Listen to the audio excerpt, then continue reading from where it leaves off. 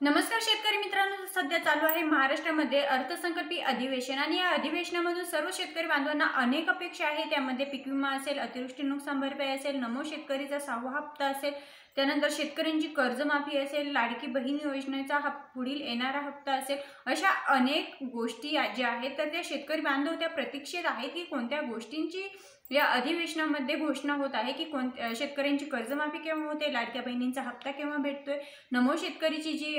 वाढ होणार होती ती वाढ केव्हा होते, अशा अनेक प्रश्न किंवा अनेक गोष्टींची आतुरता शेतकरी बांधवांना लागलेली आहे। त्यामध्येच आता काल अजित पवार राज्याचे उपमुख्यमंत्री तथा अर्थमंत्री अजितदादा पवार हे विधान भवनाला संबोधित असताना त्यांनी स्पष्ट केलेलं आहे। म्हणजे ज्यावेळेस विरोधी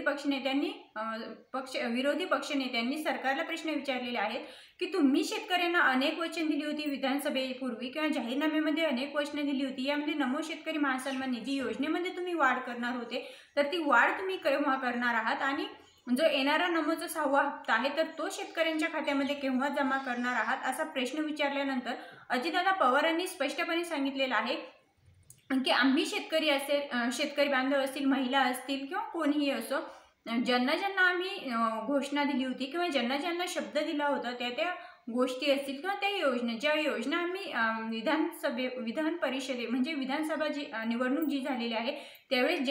ज्या प्रत्येक योजना आम्ही सुरू केलेल्या आहेत त्यातली एकही योजना बंद होणार नाही आणि ती प्रत्येक योजना ही चालू राहणार आहे। प्रत्येक योजनेचा लाभ हा शेतकरी असतील, महिला असतील सर्वांपर्यंत पोहोचणार आहेत। आणि यामध्येच लाडक्या बहीण योजनेचा हप्ता जो आहे फेब्रुवारी आणि मार्चचा जो हप्ता आहे जो की महिलांच्या खात्यामध्ये जमा झालेला नव्हता तो सुद्धा आम्ही 2 दिवसांपूर्वी जमा करण्यास सुरुवात केलेली आहे,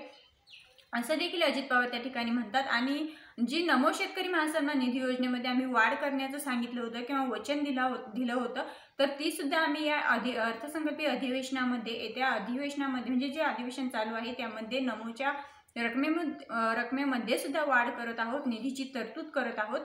आणि ही अर्थसंकल्पीय अधिवेशन संपल्यानंतर लगेचच शेतकरी बांधवांच्या खात्यामध्ये नमो शेतकरी योजनेचा 6वा हप्ता जो आहे जो की आजपर्यंत आपल्याला 2000 रुपये भेटत होता तर तो 2000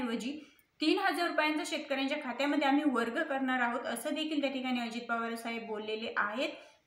आणि त्यामुळे सर्व शेतकरी बांधवांसाठी आनंदाची बातमी आहे की अर्थसंकल्पीय अधिवेशन 10 मार्च रोजी आपले अजितदादा पवार हे अर्थसंकल्प सादर करत आहे आणि त्यानंतर आपल्या शेतकरी बांधवांच्या खात्यामध्ये 2000 रुपयांऐवजी 3000 रुपयांचा नमो शेतकरी योजनेचा जो